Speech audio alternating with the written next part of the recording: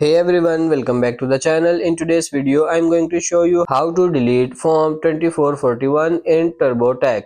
It's really simple and easy. First of all, if you no longer need form 2441, which is child independent care expenses, then you can easily remove it from TurboTax. All you want to do is sign into your TurboTax account.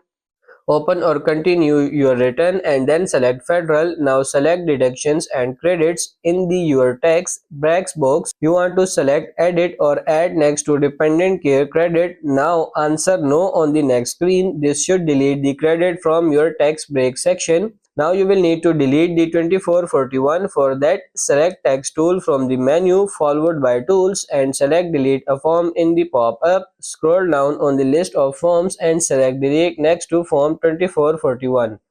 Choose Delete selected form to confirm. You should get form successfully deleted prompt. Now select the Continue.